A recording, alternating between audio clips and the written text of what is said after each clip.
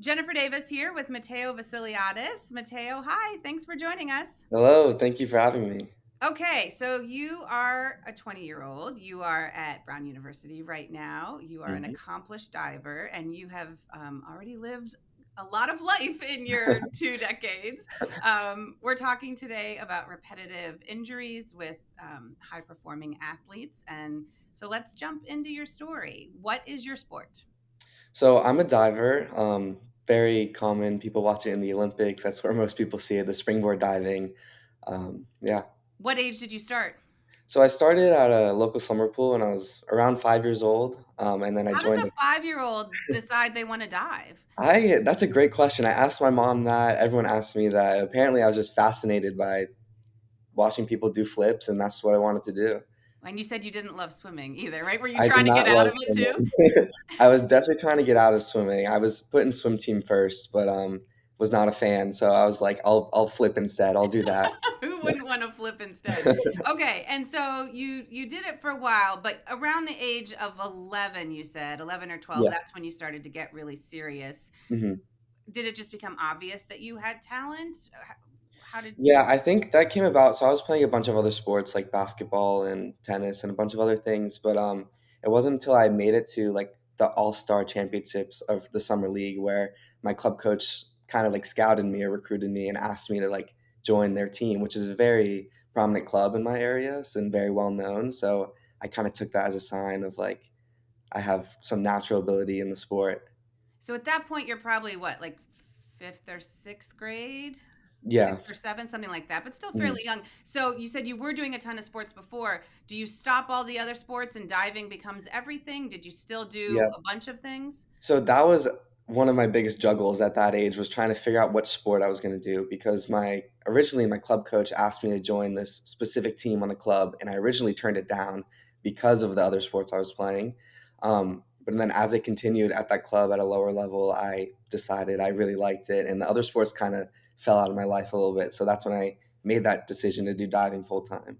And so you're around age 12 or so when Correct. Yeah. diving is becomes your full-time hmm focus. Okay. And so look, right, you're already at a high level at a young age. Did you have the pain from the beginning? Did it happen over time as that became your only sport? How did it happen? I definitely only noticed the pain once I started diving. It wasn't really an issue in my other sports. I did have some issues when I was younger, but it wasn't anything serious. Stuff that was fixed with a few weeks of PT. It wasn't until I got to high school, which I had pretty bad pain. And so was it all the time? Was it just after a practice? Was it as you're hitting the water? What was it? I think the adrenaline of practice and just like wanting to practice and continue my sport got me through the practices, but it wasn't until after practice or until I got home that it really set in. And so what was the pain like? How bad was it?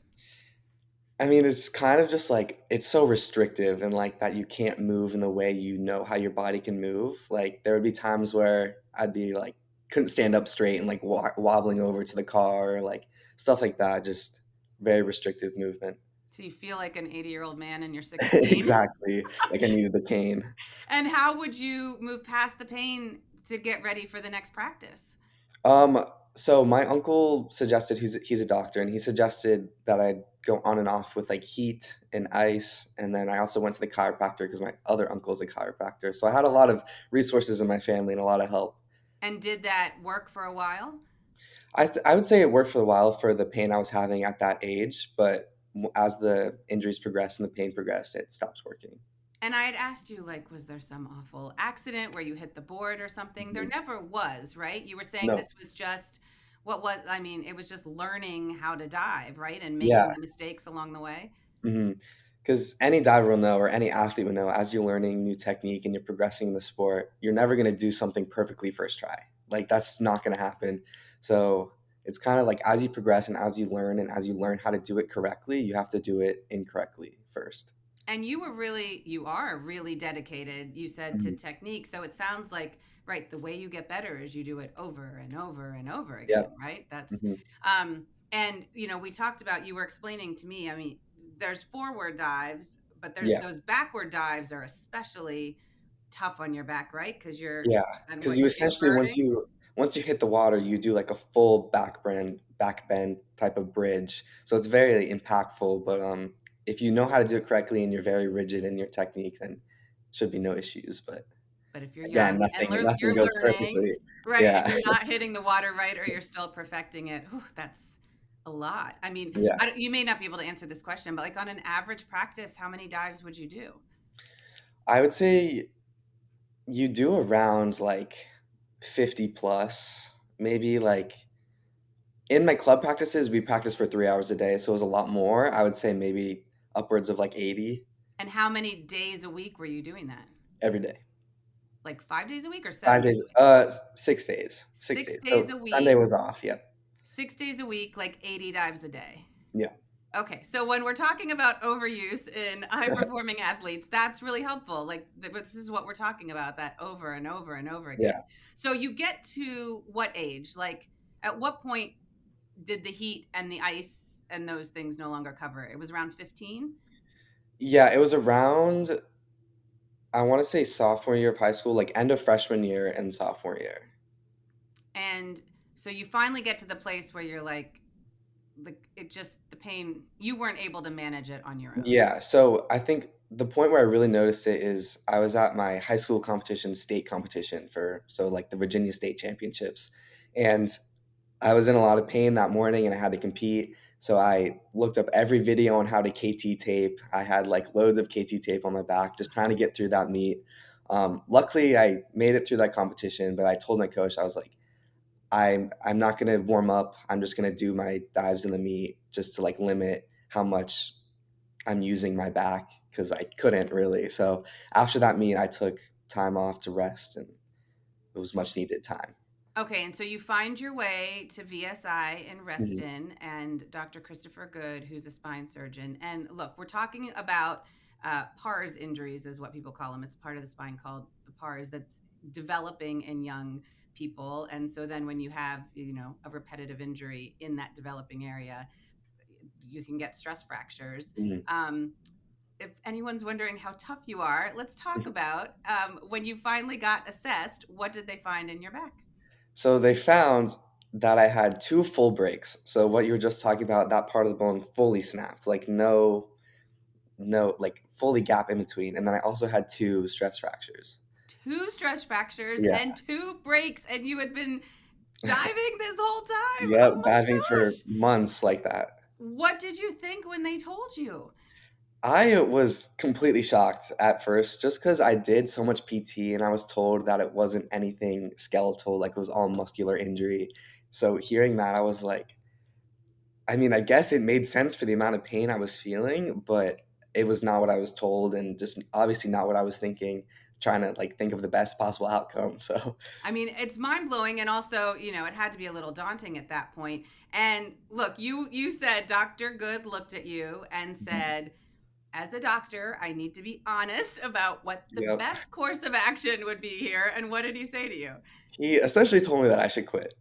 And you said, what was And your I response said, to that? no. With all due respect, no. I mean, any athlete knows, like, if you put that much time, 6 days a week, 80 dives a day, that much time and effort into a sport, it becomes like your whole life. And if you have that D1 mindset to go D1 collegiate level, then it's not really an option to quit when you're so close. And Dr. Good works with a lot of athletes, and he was Mhm. like, okay, I get it. So let's go Right. to plan B. Yeah, I don't Um, think he was shocked by my answer no, I whatsoever. don't think he was either. I think he hears this a lot. I think this is fairly common that Yeah. people come to him like, how do I get back to the sport I love? Not how, I'm not quitting. Right. No, you did not have the quitter's mindset. So what was plan B? What did he offer? So he gave me two options from that point. Option one was to like go on with no procedures whatsoever, just rest and PT, and hopefully like your body will recover itself.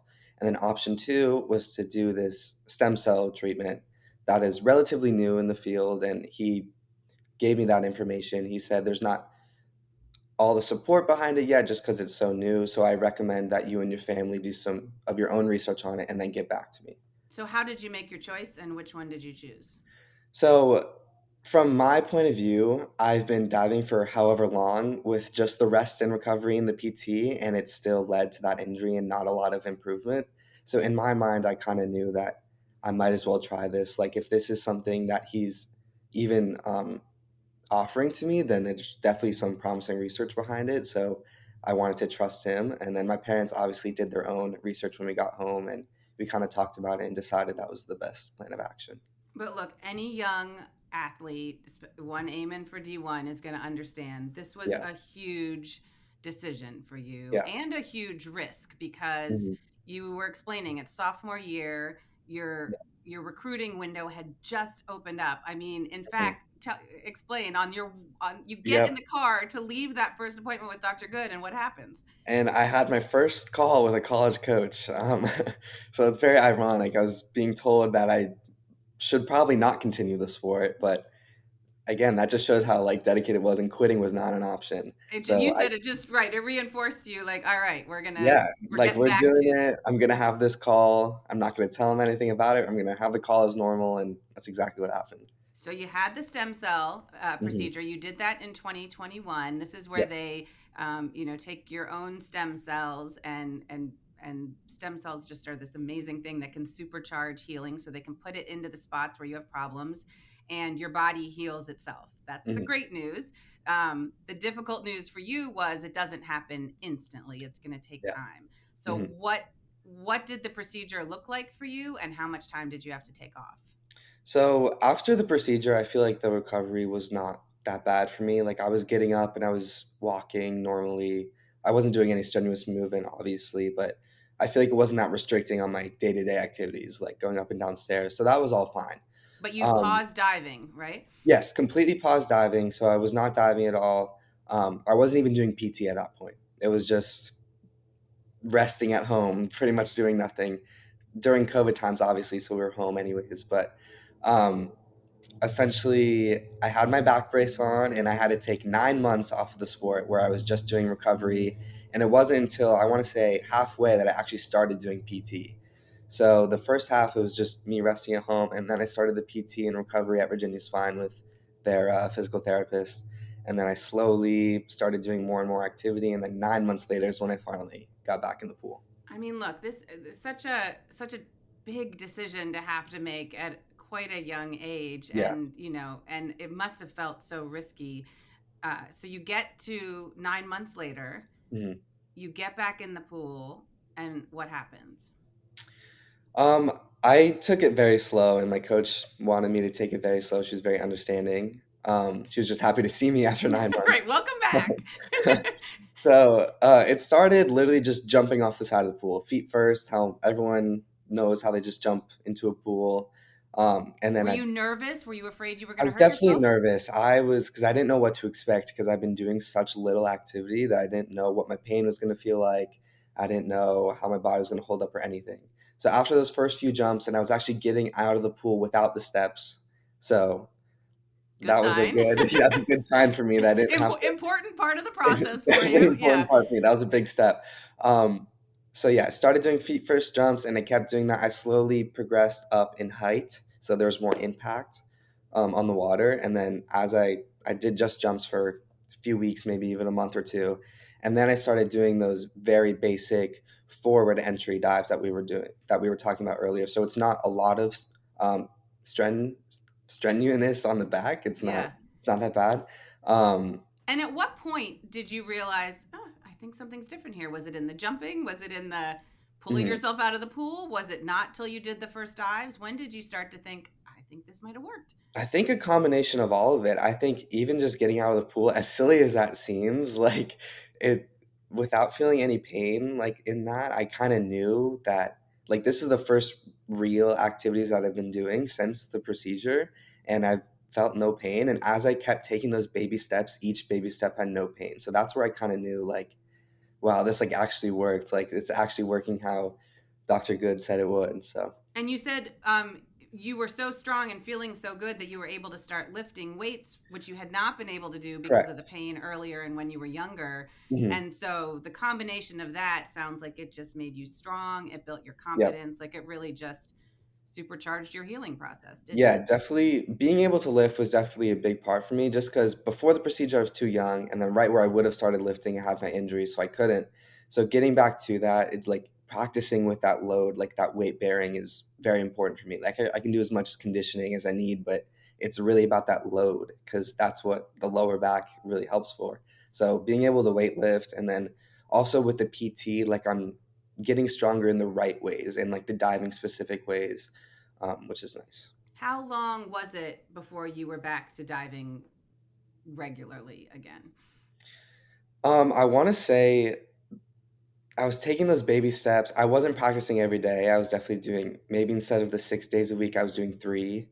And then I would say maybe like 5 months in, I would say I was like really getting back to like the harder dives.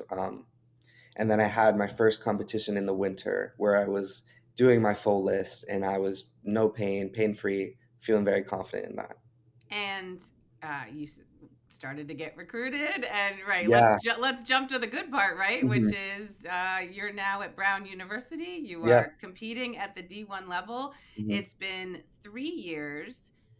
Do you have any pain anymore? What is it like now? Mm-mm. Which is the most like astonishing thing for me is that I feel no pain, even throughout college, like lifting in the college schedule that I have, no pain in my lower back, which is And awesome. talk about, it's even more amazing because you look at the level of the dives you're doing now. I mean, Right. the difficulty is Hmm. astronomically higher than what you were Hmm. doing before the procedure, right? Correct. I am head and shoulders above even where I thought it was going to be pre-procedure. Like me and my parents always think about like when I was younger, when I just started diving and how I'd look up to the older kids and these dives that they were doing. And now I'm doing those dives and I'm being that role model for the kids younger than me. And it's just kind of like a surreal feeling to look back on.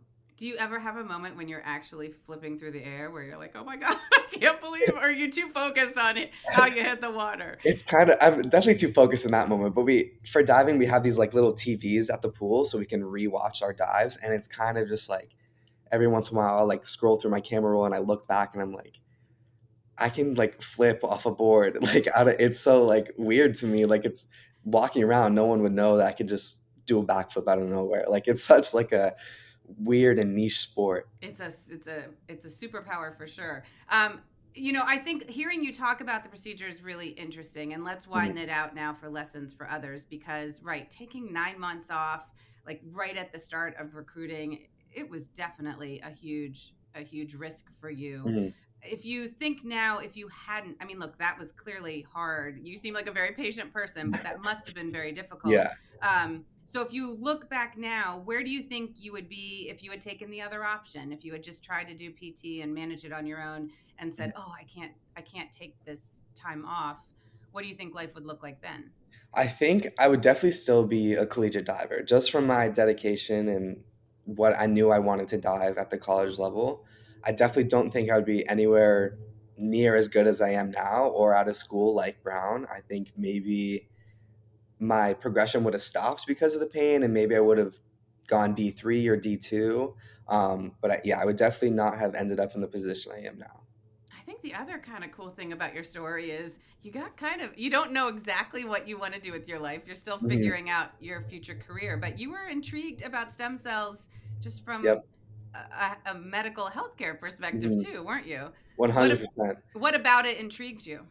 I think just because I had such a personal experience with it and like first like hands-on work with it and how it helped me, that it's like since it's such a new thing in the medical field, like how much it can, if it did that for me, like imagine when it's actually progressed and improved and has all the research and funding behind it, how strong it can be for people. And the idea that your body heals itself is just such a Yeah. powerful.